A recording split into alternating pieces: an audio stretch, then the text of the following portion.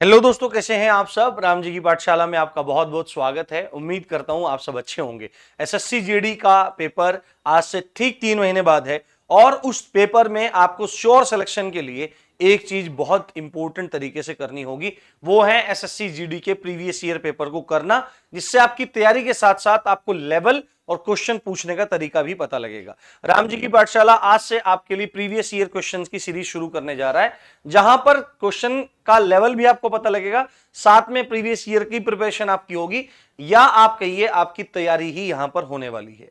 Previous year question देखे बिना यह पता ही नहीं लग सकता है कि पेपर में किस तरह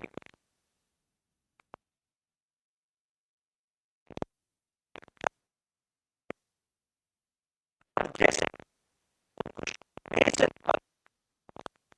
पर्यायवाची, विलोम इत्यादि जो है देखने में सिंपल टॉपिक लगते हैं, परंतु जब क्वेश्चन गलत होता है तो बहुत दुख होता है। आज से ये सीरीज शुरू होने वाली है। आप लोग चैनल को ज्वाइन कर लीजिए, सब्सक्राइब कर लीजिए, जिससे सब चीज आपको पता लगती रहे। नोटिफिकेशन ऑन कर लीजिए, जिससे वीडियो जैसे मतलब आपके पास पहुंचेगी, जैसे ही मैं यहां से अपलोड करूंगा तो वीडियो आप तक पहुंच जाएगी। क्वेश्चन हम 20-25 क्वेश्चन रखेंगे, जिससे फटाफट हमारे क्वेश्चन हो, आपको कम टाइम में बेहतर कंटेंट मिले और ज्यादा से ज्यादा आप समय बुक्स के साथ बिता सके। तो ये काम आपको कर लेना है। तो पिछले पेपर के जो एमसीक्यूज हैं हिंदी के, वो हम यहां पे शुरू करने जा रहे हैं, और किस तरह का पेपर आता है ये भी आप लोग यहां पर देख लीजिए। कम समय में बड़ा धमाका राम जी की पाठशाला पर मैं लेकर आ गया हूं, और आपको उम्मीद है, आपको इस चीज में मुझे उम्मीद है कि इसमें आपको बहुत ज्यादा आनंद आने वाला है। यहां पर आप क्लियरली देख सकते हैं कि ये जो क्वेश्चन है 2022 का जो एसएससी जीडी का एग्जाम हुआ था, जिसका एग्जाम जनवरी में भी चला था, आपका 2022 का जो एसएससी जीडी आया था उसके ये क्वेश्चंस हैं, और जो 2023 जनवरी में आपका पेपर हुआ था।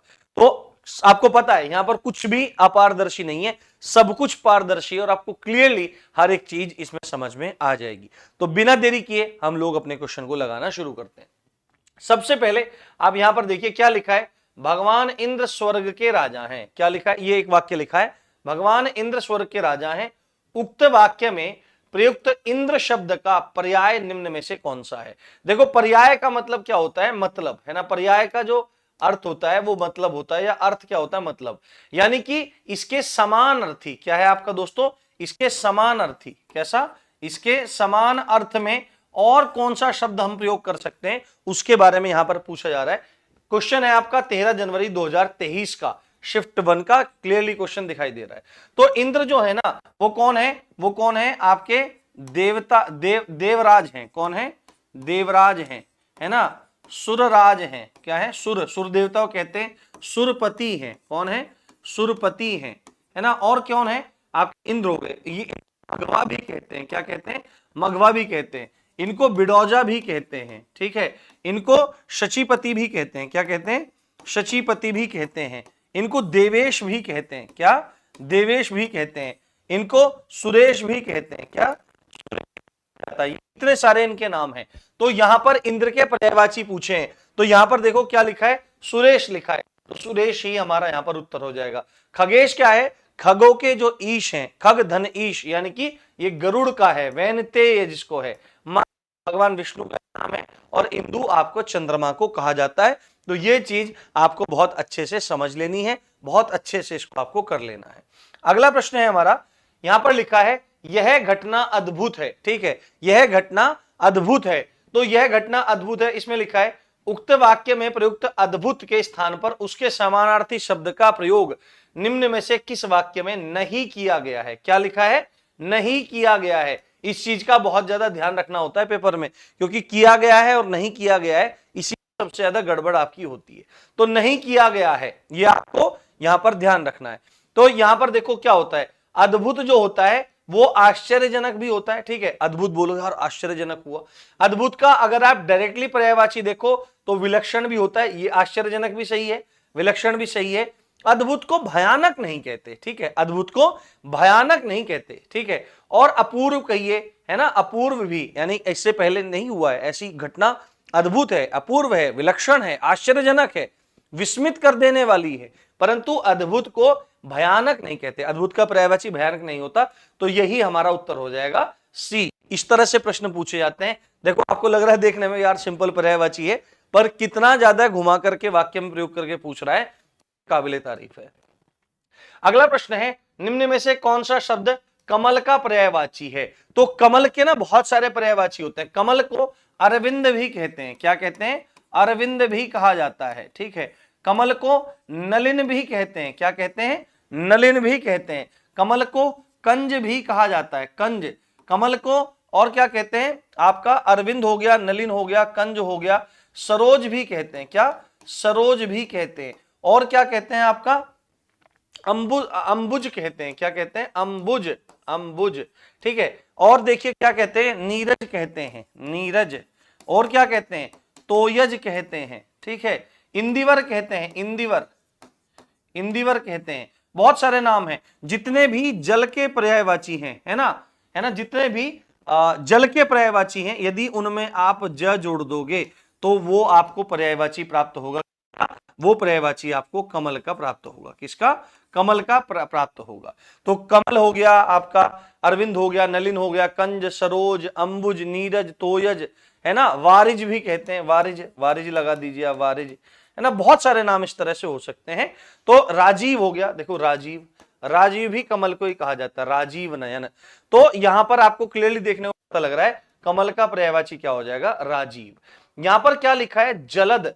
तो आप अगर एक चीज का ध्यान रखना, यदि जल के पर्यायवाचियों में आप ज लगा देंगे तो वो कमल के पर्यायवाची हो जाएंगे। जल के पर्यायवाचियों में आप धी लगा देंगे अंत में तो वो समुद्र के पर्यायवाची हो जाते हैं, समुद्र के पर्यायवाची हो जाते हैं। और जल के पर्यायवाचियों में यदि आप द लगा देते हैं तो वो बादल के पर्यायवाची हो जाते हैं। किसके? बादल के पर्यायवाची हो जाते हैं। तो नीर, नीर किसको कहते हैं? जल। उसके बाद तो नीरद बादल का पर्यायवाची, जलद ये इसका पर्यायवाची बादल। कंचन किसका पर्यायवाची होता है? कंचन सोने का पर्यायवाची आपका होता है। तो ये इस तरह से आपको समझना चाहिए। अगला प्रश्न है, निम्नलिखित में से कौन सा शब्द बिजली शब्द का पर्यायवाची शब्द नहीं है? तो बिजली को क्या कहते हैं?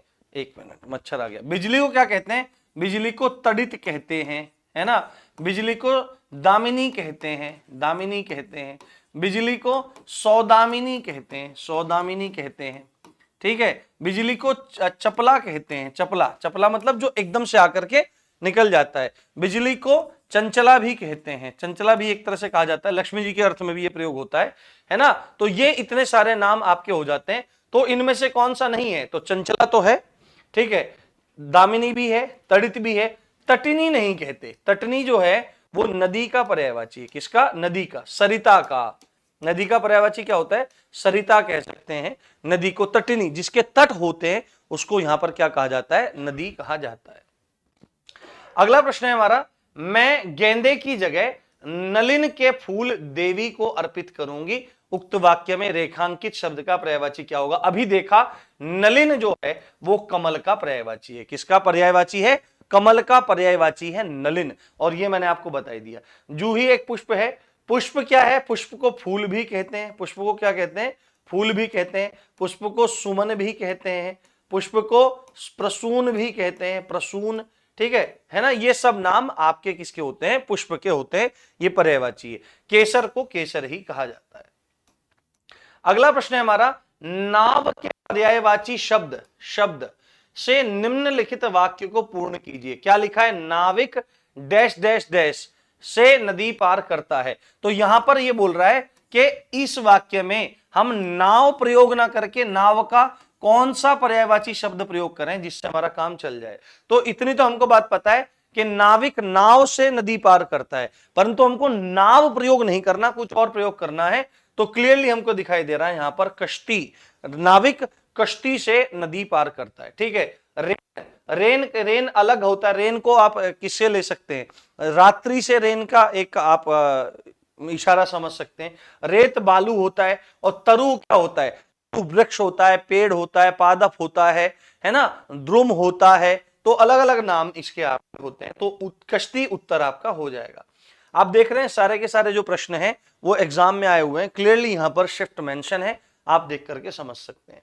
भगवान विष्णु ने एक अवतार कूर्म के रूप में भी लिया था। उक्त वाक्य में कूर्म, है ना, कूर्म शब्द का पर्याय क्या है?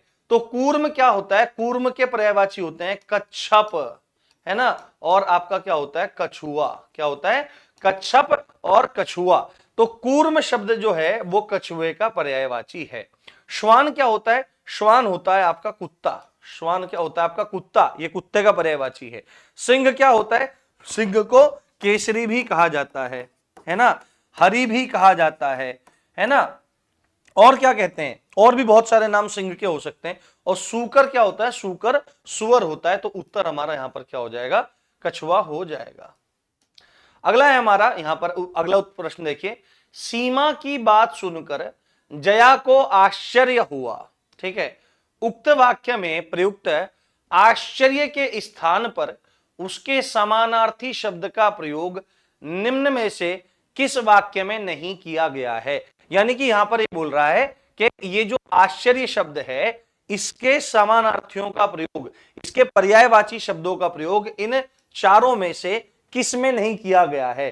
तो यहां पर इतना पता है सीमा की बात सुनकर, तो ये चार शब्द हैं, अचरज, मनोरथ, विस्मय और अचंभा। तो आश्चर्य क्या होता ना? भौचक्का रह जाना। तो आश्चर्य को अचरज भी कह सकते हैं। आश्चर्य तो आपका तत्सम शब्द है, अचरज आपका तद्भव शब्द है। ठीक है, मनोरथ क्या होता है? मन की इच्छा होती है। मनोरथ क्या होता है? मन की इच्छा को मनोरथ कहते हैं। वांछा, इप्सा, लिप्सा, कामना, मनोकामना, मनोवांछा, ये सब शब्द होते हैं किसके? के आश्चर्य के। ये आपको ध्यान रखना है। विस्मय जो होता है ये भी आश्चर्य का वो होता है पर्यायवाची। अचंभा भी इसी श्रेणी में आता है। तो मनोरथ जो है वह पर्यायवाची नहीं है। तो यही हमारा यहां पर उत्तर हो जाएगा। अगला प्रश्न है हमारा, निम्नलिखित में से क्या चंद्रमा शब्द का पर्यायवाची है? तो चंद्रमा शब्द जो है इसके बहुत सारे पर्यायवाची आपके हो सकते हैं। जैसे आपका राकेश नाम है आपका, है ना, राकेश है, शशि है, विधु है ना, विधु है ना, और भी बहुत सारे इसमें नाम हो सकते हैं। नक्षत्रपति है, बहुत सारे नाम इसके आपके हो सकते हैं। तो यहां पर क्लियरली आपको दिखाई दे रहा है जो शशि है वो किसका पर्यायवाची है? वो चंद्रमा का पर्यायवाची है, शशि। जबकि अंशुमाली और दिनकर ये दोनों आपके सूर्य के पर्यायवाची हैं। किसके? सूर्य के। दिवाकर, हिमकर, ये सब। हिमकर जो नाम होता है वो भी चंद्रमा का होता है। ठीक है, हिमकर जो होता है वो चंद्रमा का नाम होता है। घोटक क्या होता है? घोटक होता है आपका घोड़ा, है ना। इसको क्या कहते हैं? तुरंग भी कहते हैं। इसको वाजी भी कहते हैं, वाजी। इसको वाजी भी कहते हैं। इसको सैंधव भी कहते हैं। क्या? इसको सैंधव भी कहा जाता है। तो इतने सारे नाम आपके घोड़े के हो जाते हैं। तो यहां पर उत्तर हो जाएगा आपका सी, शशि। अगला प्रश्न है, निम्नलिखित वाक्य में रेखांकित शब्द का पर्यायवाची शब्द क्या होगा? कमजोर व्यक्ति को एक ना एक रोग लगा ही रहता है। तो रोग के पर्यायवाची पूछ रहा है। तो रोग का पर्यायवाची आपका क्या होता है? व्याधि होता है। देखो दो चीजें होती है, एक होता है आधि, एक चीज होती है आधि और दूसरी चीज होती है व्याधि। ये साथ साथ बोले जाते हैं, आधि व्याधि। जो मानसिक रोग होते हैं, जो मानसिक रोग होते हैं, मानसिक रोगों को आधि बोला जाता है। और शारीरिक रोगों को शारीरिक जो शारीरिक रोग हो जाते हैं, जैसे कि शरीर में डायबिटीज हो गया, ठीक है, और कुछ भी रोग, बॉडी में कोई भी रोग हो जाता है तो उसको व्याधि बोलते हैं। और मनोविकार कुछ हो जाते हैं, टेंशन, डिप्रेशन, ये वो फलाना ढिमका, ये सब क्या होता है? ये मानसिक रोगों की श्रेणी में आता है। तो रोग क्या होता है आपका? व्याधि होता है। अभिशाप आपका शाप की श्रेणी में आता है। वरदान, बहाना, वो आप सब समझ सकते हैं। अगला प्रश्न है, निम्नलिखित इस वाक्य में खिन्न, है ना, खिन्न क्या होता है? खिन्न होता है दुखी। क्या होता है? खिन्न दुखी होता है, निराश होता है ना, इसके मतलब होते हैं पर्यायवाची। उदास होता है, ये सब आपके खिन्न के पर्यायवाची हैं। तो निम्नलिखित में से किस वाक्य में खिन्न के सही पर्यायवाची शब्द का प्रयोग हुआ है? तो यहां पर लिखा है रंजन उसके प्रति अनासक्त था। तो ये तो नहीं होगा। अनासक्त का मतलब होता है जिसका लगाव नहीं होता, आसक्ति नहीं होती, प्रेम नहीं है, यानी कि प्रेम नहीं है। तो ये तो नहीं हुआ हमारा। उसके बाद है राजीव आद, पता नहीं क्या लिखा है, टाइपिंग मिस्टेक है। आज हो गए, आज बेहद प्रसन्न था। तो खिन्न का मतलब तो प्रसन्न नहीं है ना, खिन्न का मतलब तो दुखी होता है। सुनैना ने मुक्त कंठ से प्रशंसा की, इसमें भी नहीं हुआ है। जया का मन उदास हो गया, तो खिन्न का दुखी, निराश, उदास ये होगा। तो डी आपका उत्तर यहां पर हो जाएगा। अगला प्रश्न है हमारा, अपने आप, बात समझ रहे हैं आप? ठीक है, देखो मैं पढ़ाने पर ज्यादा जोर दे रहा हूं, मैं फालतू बात करने पे जोर नहीं दे रहा हूं बिल्कुल भी, बट पढ़ाना बहुत जरूरी है। ठीक है, जितना आप अच्छे से पढ़ेंगे, जितना आप अच्छे से समझेंगे, उतना आप अपने माँ बाप की इच्छाओं को पूरी करेंगे। ठीक है, नहीं तो इजराइल में जैसे युद्ध हो रहे हैं वैसे युद्ध आपके जीवन में भी हो जाएगा, है ना। इजराइल हमास इत्यादि में जो युद्ध हो रहा है उससे भयंकर युद्ध आपके जीवन में होने वाला है। अगर आपको कामयाब होना है तो आपको पढ़ना चाहिए। आप अपने लक्ष्य तक अवश्य पहुंचेंगे। तो क्या लिखा हुआ इसमें, उक्त वाक्य में प्रयुक्त लक्ष्य के स्थान पर उस समान प्रयोग निम्न में से किस वाक्य में किया गया है। ठीक है, लक्ष्य का मतलब प्रयोग किया गया है, लक्ष्य के समानार्थी शब्द का प्रयोग।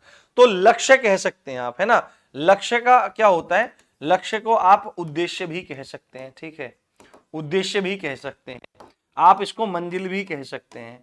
ठीक है, आप इसको निशाना भी कह सकते हैं। ठीक है, आप इसको गंतव्य भी कह सकते हैं। ठीक है, बहुत सारी चीजें हैं लक्ष्य टारगेट के लिए। तो यहां पर पूछ रहा है किसमें किया गया है।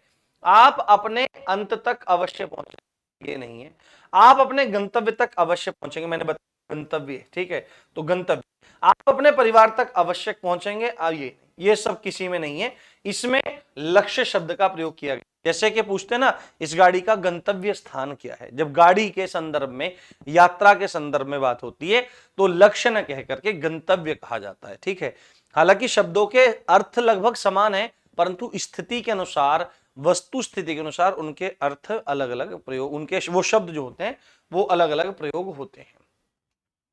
अगला प्रश्न है हमारा, किनारा का पर्यायवाची शब्द इनमें से क्या होगा। तो पहले दिख रहा है यहां पर क्या है, तट। पानी क्या होता है, जल है। आलय मतलब आपका घर होता है, निवास स्थान होता है, कुछ ऐसा। तारिका क्या होता है, छोटा तारा। छोटा जो तारा होता है, छोटा तारा, स्मॉल स्टार, उसको तारिका कहा जाता है। तो ये बात आपको ध्यान रखनी है। अगला प्रश्न है हमारा, जंगल का राजा शेर होता है, वाक्य में प्रयुक्त जंगल शब्द का पर्यायवाची शब्द नहीं है। तो जंगल शब्द क्या, पर्यायवाची शब्द क्या होता है, अरण्य होता है। क्या होता है, अरण्य होता है, कानन होता है ना, विपिन होता है, विपिन होता है, वन होता है, कांतार होता है, और क्या होता है, अटवी होता है, अटवी होता है ना। जंगल हो ही गया है, जंगल है। तो ये बहुत सारे नाम हैं, अरण्य, कानन, विपिन, वन, कांतार, अटवी और जंगल, ये सब आपके होते हैं। तो कांतार आपका पर्यायवाची शब्द है, विपिन आपका है, ठीक है, उसके बाद कानन ये भी आपका है, परंतु अयस नहीं है। यही आपका उत्तर है। अयस जो है ना वो लोहे का पर्यायवाची है। किसका, लौह का, लोहे का पर्यायवाची है, वो भिन्न है, वो जंगल का पर्यायवाची शब्द नहीं है। अगला है, निम्नलिखित वाक्य में कौन सा शब्द, ये निम्नलिखित वाक्य में रेखांकित शब्द, शब्द विकल्पों में दिए गए शब्दों में से कौन सा शब्द पर्यायवाची नहीं है। मेरे जीवन का सही एकमात्र लक्ष्य है, मतलब इसमें टाइपिंग मिस्टेक है, सीधे सीधे पूछा गया है कि लक्ष्य का पर्यायवाची इन चार में से कौन सा नहीं है। तो मैं अभी पीछे आपको बता के आया हूं, लक्ष्य उद्देश्य भी होता है, लक्ष्य मंजिल भी होती है, लक्ष्य निशाना भी होता है, लक्ष्य गंतव्य भी होता है, परंतु लक्ष्य भवन नहीं होता। भवन का मतलब तो क्या होता है, घर, आलय, निकेत, गृह, ठीक है, और निकेतन, बहुत सारे नाम इसके होते हैं। ये घर का पर्यायवाची है। ठीक है, किसका, घर का ये पर्यायवाची है। अगला प्रश्न है हमारा, विकल्पों में दिए गए किस वाक्य में निम्नलिखित शब्द के सही पर्यायवाची शब्द का प्रयोग हुआ है। ठीक है, जैसे यहां पर लिखा है, मनीषी मेरे द्वार पर आ गए। ठीक है, मनीषी मेरे द्वार पर आ गए, मनीषी मेरे द्वार पर आ गए और मनीषी मेरे द्वार पर आ गए, ये नहीं होता। मनीषी ये नहीं होता, मनीषी ये नहीं होता। मनीषी जो शब्द है वो इस तरह से लिखा जाता है, मनीषी। मनीषी क्या होते हैं, मनीषी किसको कहते हैं, विद्वान को कहते हैं। कोई विद्वान व्यक्ति जो होता है, कोई पंडित जो होता है, उसको कहा जाता है पंडित। मतलब अंदर पंडा नामक बुद्धि जागृत हो गई है, जिसके अंदर पंडा नामक बुद्धि जागृत हो गई है, क्या सही है क्या गलत है, उसको कहते हैं पंडा बुद्धि। जिसके अंदर विवेक जागृत हो गया है कि क्या सही है क्या गलत है, उसको कहते हैं पंडित। ठीक है, बात आपको समझनी चाहिए। विद्वान, विद्वान कहिए, विद्वान कहिए, पंडित कहिए, मनीषी कहिए, ये आपका उत्तर इसमें हो जाएगा। अगला प्रश्न है, आपको ध्यान रखना है, 2023 के ही प्रश्न है, निम्नलिखित में से कौन सा शब्द जानकी का पर्यायवाची नहीं है। तो जानकी जी कौन है, जानकी जी राम जी की पत्नी है। भगवान राम की पत्नी है, भगवान राम की भार्या हैं, पत्नी हैं, अर्धांगिनी हैं। ठीक है, तो जानकी जी के लिए जो शब्द प्रयोग होता है वैदेही शब्द भी प्रयोग होता है। वैदेही यानी कि जो विदेह राज की कन्या है, विदेह राज जनक है ना, जो विदेह राज की कन्या है, विदेह की कन्या है, वैदेही। जो जनक की सुता है, जनक की सुता है वो सीता जी, और सीता नाम इनका है ही, 12 नाम है देवी जी के मां के। जबकि जो सूर्य सुता है वो सूर्य सुता यमुना जी को बोला जाता है। किसको बोला जाता है? यमुना को बोला जाता है। इनको अर्कजा भी कहते हैं, अर्क सूर्य है, इनको सूर्य सुता भी कहते हैं, इनको सूर्य जा भी कहते हैं, इनको आपकी कालिंदी भी कहते हैं, कालिंदी है ना, कालिंदी भी कहा जाता है। इनको यम भगिनी भी कहा जाता है, यम भगिनी, क्या? यम भगिनी, यम की बहन है ना, ये सब इनके नाम हैं सूर्य सुता के। ठीक है, अगला प्रश्न है हमारा, चारों ओर रात्रि का घोर अंधेरा छाया था, उक्त वाक्य में प्रयुक्त घोर के स्थान पर उचित समानार्थी शब्द का प्रयोग निम्न में से किस वाक्य में किया गया है?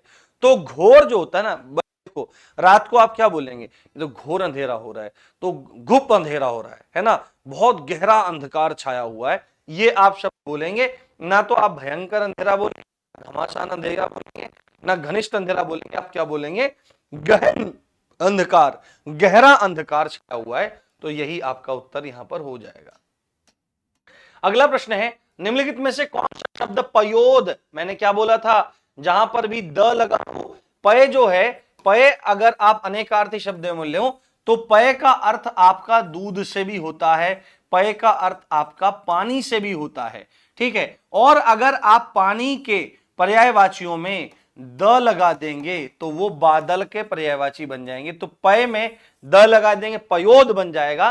तो पयोद किसका? बादल का पर्यायवाची है, और बादल को जलधर भी कहा जाता है। क्या कहा जाता है?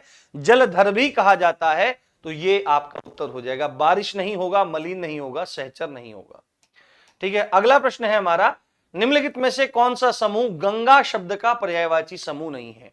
तो गंगा को जाह्नवी भी कहते हैं और सुरसरी भी कहते हैं, ये वाला हमारा बिल्कुल सही हो गया। सुरसरी भी तो है ही है, त्रिपथगा भी कहते हैं, ये भी सही हो गया। त्रिपथगा भी कहते हैं, सूर्यजा, सब अभी बताया था ना, सूर्यजा, सूर्यजा किसको कहते हैं? यमुना को कहते हैं। तो ये भिन्न हो गया और यही हमारा उत्तर यहां पर हो जाएगा। बाकी भागीरथी और सुरसरिता भी गंगा को कहा जाता है। अगला प्रश्न है हमारा, नमन का आरोग्य अच्छा है, उक्त वाक्य में प्रयुक्त आरोग्य के स्थान पर उसके समानार्थी शब्द का प्रयोग निम्न में से किस वाक्य में नहीं किया गया है? निम्न में से किस वाक्य में नहीं किया गया है? तो आरोग्य कहिए, ये कहेंगे आपकी तंदुरुस्ती कैसी है, तो तंदुरुस्त बिल्कुल इसके लिए सही शब्द है। स्वास्थ्य पूछते हैं, ऐसे पूछते हैं भाई आपका आरोग्य कैसा है, आपकी तंदुरुस्ती कैसी है, आपका स्वास्थ्य कैसा है, आपकी सेहत कैसी है, यही तो पूछा जाता है। तो ये तीनों आपके सही होंगे, जबकि अस्वस्थ इसका विलोम होगा, आरोग्य का उल्टा अनारोग्य होगा, है ना। तो ये अस्वस्थ इसका हो जाएगा, तो ये इसका उत्तर हो जाएगा। अगला प्रश्न है हमारा, अगला प्रश्न है, हिमाद्री का उपयुक्त पर्यायवाची शब्द क्या है? तो हिमाद्री जो है वो हिमालय शब्द का जो पर्यायवाची शब्द है। आप भूगोल में पढ़ते होंगे कि हिमाद्री है ना, हिमाद्री, हिमाद्री के नाम से बांटा जाता है पूरे के पूरे उत्तर, उत्तर में ऊपर उत्तरी ऐसे हिमाद्री की तरह बोला जाता है, पूरा का पूरा इस तरह बोला जाता है। पर्वत कहिए और शैल कहिए, है ना, ये दोनों पहाड़ के पर्यायवाची हैं, पर्वत के पर्यायवाची हैं। हिम जो है वो बर्फ का पर्यायवाची है। अगला प्रश्न है हमारा, लाल किला पूरे भारत में प्रख्यात एक ऐतिहासिक इमारत है, ऊपर दिए गए वाक्य में रेखांकित शब्द का पर्यायवाची क्या होगा? तो प्रख्यात कहिए, है ना, या क्या कहिए? प्रसिद्ध कहिए, या मशहूर कहिए, है ना, मशहूर तो उर्दू में आ जाता है ना, ये चीज है। तो प्रख्यात को ही प्रसिद्ध बोला जाता है। प्रख्यात का उल्टा होता है कुख्यात, है ना, जो मतलब जाना तो जाता है पर उस वो प्रख्यात, मतलब अच्छा, ख्याति पर कैसी ख्याति? अच्छी ख्याति। कुख्यात ख्याति पर कैसी ख्याति? बुरी ख्याति। जो गुंडे बदमाश होते हैं वो प्रख्यात नहीं होते, वो कुख्यात होते हैं। और जो अच्छे लोग होते हैं उनकी जान पहचान पूरी होती है, लोग उनको जानते हैं, उनको फॉलो करते हैं, वो प्रख्यात होते हैं। ठीक है, ये आपको ध्यान रखना चाहिए। अगला है हमारा, निम्नलिखित शब्द के सही वर्तनी वाले शब्द का चयन कीजिए, है ना। ये गड़बड़ हो गया है, ये क्वेश्चन यहां पर गड़बड़ हो गया है, इसको आगे बढ़ जाते हैं। ठीक है, बोलना पड़ेगा टाइपिस्ट को भाई। निम्नलिखित में से किस वाक्य में अचल के सही पर्यायवाची शब्द का प्रयोग हुआ है? तो अचल क्या होता है? अचल पर्वत को भी कहते हैं और अचल मजबूत इरादे वाले को भी कहते हैं, अटल को भी कहते हैं। तो इसमें पर्यायवाची शब्द का प्रयोग हुआ है। अस्थिरता उसके स्वभाव की विशेषता है, ये तो नहीं होगा क्योंकि अचल का मतलब होता है अडिग। ठीक है, उसके चित्त की अवस्था दोलायमान है, यानी कि वही है, अडिग नहीं है, अचल नहीं है, ये भी हो गया। वह अपने निर्णय पर अटल रहा, ये आपका सही हो जाएगा। और चंचल भी नहीं होता है, तो ये आपका उत्तर हो जाएगा। देखिए आपने किस टाइप के क्वेश्चन पूछे गए। हमने 25 क्वेश्चन किए हैं बहुत ही कम समय में और बहुत ही शानदार अंदाज में। आपको क्लास अच्छी लगी होगी, अच्छी लगी तो वीडियो को लाइक करके अपने दोस्तों के साथ जरूर शेयर करिए। और इसी अच्छी बात के साथ आप देख रहे थे राम जी की पाठशाला। कल फिर मिलेंगे। जय हिंद, जय भारत।